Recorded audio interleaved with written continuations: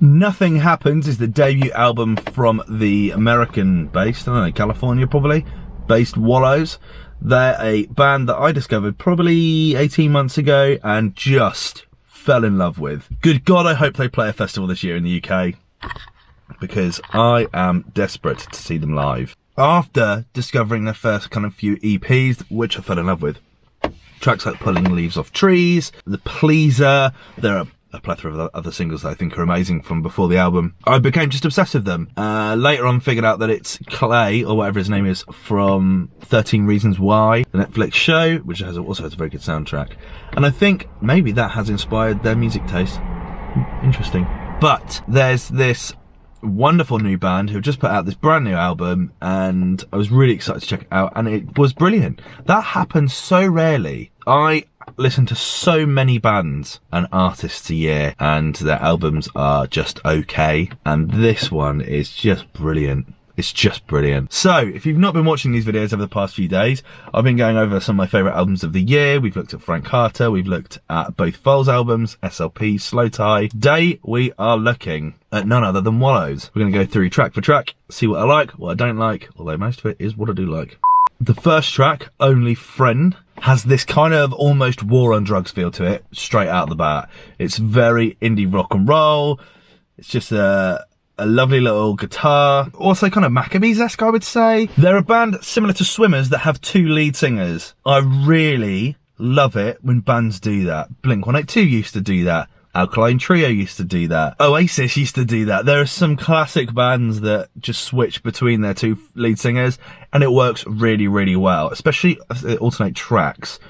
This one starts off with Dylan, who I think is just an amazing, he's got a wicked vocal, if you can get past the fact that you obviously see him as Clay from 13 Reasons Why. But as epic indie kind of feels, it's got a Strokes feel to it, I think. That's probably the best comparison. If I was gonna say vocally who they sounded like, Julian Casablancas would probably be up there. When he's on his more kind of humble singing, take away the screams. And it's just straight away a track that you know you're going to enjoy. And similar to the Amazons album, first track fades straight into the second track. I just love it when there's no break and it just goes in. The production on that is fucking genius. It's not an easy thing to do that, because those tracks have to stand by themselves. So when they fade. Track 2, we go into Treacherous Doctor. This one with the vocals of Brendan, who was born in 1996. That's disgusting. I remember 1996. With then some supporting vocals from Dylan as well, which worked really well. Three-piece band. They're making music that is described as indie rock, post-punk, power pop, bedroom pop, alternative rock, and surf punk. I think all of those are probably quite true. I prefer the post-punk to power pop, but I guess pop works. They're kind of poppy in that Californian way. Just these two tracks just work so well as openers. By this point I knew that it was, well, I just actually was really hoping that it wasn't going to be an album that turned to shit, and I think I was pleasantly surprised. Especially as by the time you get to the second chorus of the second song, once you get the second chorus of Treacherous Doctor, it's starting to get quite distorted. This isn't polished and clean. It does have that post-punk, an emphasis on the punk kind of attitude to it. The album itself was produced by John Congleton, who we have spoken about on previous videos. He's a f***ing G. Where is he here? God, he's just worked with bloody everyone, hasn't he? Always, Angel Olsen, Anthony the Johnsons, just so Blondie, Blood Red Shoes, Bombay, Bono. Like, I don't need to go on. There's so many here that he's worked with. He's worked with bloody everyone, and this record really, really works as a good pairing with a good producer, hands down. Track 3, Sidelines, kind of slows things down a bit in the way that a good album should. Start with a punch higher, chill things out a bit. This feels like a track 3. It works really well. I really like it. It's really playful. I like the way that they're layering kind of wonky synthesizers over the back of the backing vocals. It's just a really cool record. It's really synthy. This one more post-punk than the previous two, I think. And I like it. This could be a Phoenix record. This could be a LCD Sound System record. That's kind of where we're at here. Are You Bored Yet features Clairo. We'll be speaking about Clairo in my top 50 records of the year. Was not a fan of this song or her at all when this came out, but the more I've listened to her, the more I've listened to this album, the more I've come to absolutely love it. This is a single, isn't it? This is one that will stand out will go down in time as both of these artists, both these sets of artists go on to achieve bigger and bigger and bigger things. We'll go, I can't believe you got Clairo and Wallows on a track together. That's mad. That would be like Stevie Nicks and Bruce Springsteen. I think they could both go on to be massive artists, these two. Yeah, I'm making that connection. We then move on to the first single I heard from the record, and that's Scrawny, which has a wonderful New York indie sound to it. Very Strokes. I just think it's a wicked record. One that I can't help but sing. Scrawny motherfucker with a cool hairstyle. It's a brilliant, brilliant chorus. So simple. And it follows on so nicely from what we're used to with them as a band as well. I absolutely love it. And you know, going back to what I was saying in the Frank Hart review, there are tracks that are built for Reading Festival. Some of them big rock songs, some of them kind of indie anthems, and I feel like this is the latter. This absolutely feels like something I can see in the Radio 1 stage. Pissed out of my head, singing whilst I lose my voice. This is just one of those. Can't wait to see this song live. Cannot wait. The next track, Ice Cold Pull, goes a bit more Bombay Bicycle Club. This feels like it would have been third album Bombay. This one going into Brennan's vocal rather than Dylan's, but I love.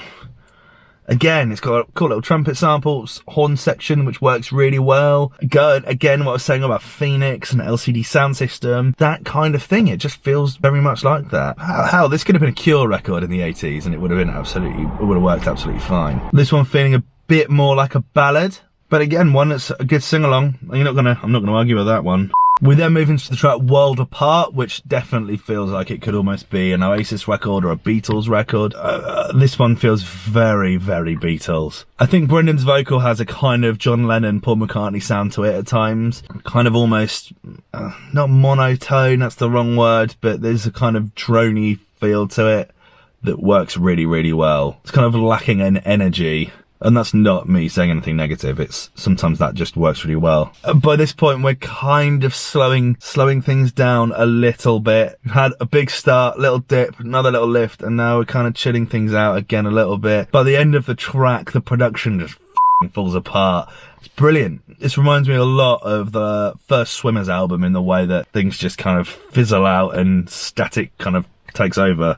When we get to What You Like, it starts with this big, bulshy drum fill, and we get this real post-punk, simple, clean drum beat mixed with a really cool little bass pluck. Or it could even be on a keyboard, I'm not too sure, but the tempo's picking up a little bit from where we were, and it's just moving in a lovely direction. But again, another massive indie anthem that I just think works really, really well. Yeah, What You Like is a great, great, great record.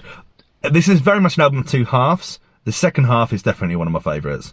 Yeah, What You Like definitely takes you more in, along with the previous couple of records. I think just fits really nicely as the second part. Quite often I would go straight into kind of track 6 and go from there. But this one is one that, bearing in mind we went from a kind of ballady place, build to a much noisier record.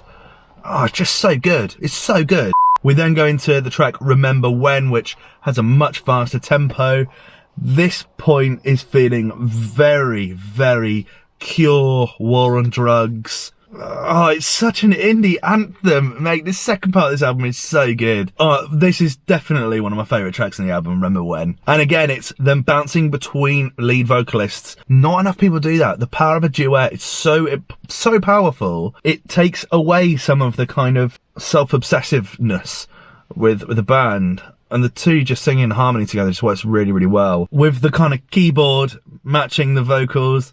I love it. It's just so cool. It's such a brilliant, brilliant approach. We then move into my favourite track on the album, which is I'm Full, which doesn't f around. This is, again, we're talking about indie smashers.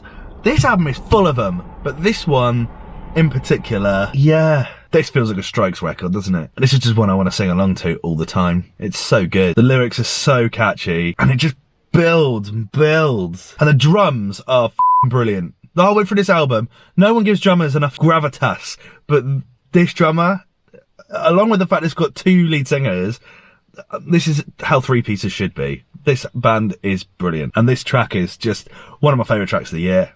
It's definitely up there. And again, with what we've talked about with Fading, this track the intro for the next track starts at the end of this one. And so actually the track Do Not Wait feels like an epilogue to I'm Full, but it's actually the last song. And you have this really wonderful, warm aftermath of this energy build up and this just lovely send off. And it's a track where they're experimenting with slow vocals and a much slower stretched out. It's got lots of percussion in the rides and the crashes and the cymbals. It's also having these beautiful kind of string sections and this kind of spoken word passage through the middle of it. It just works as a really cool last track. It sends it off.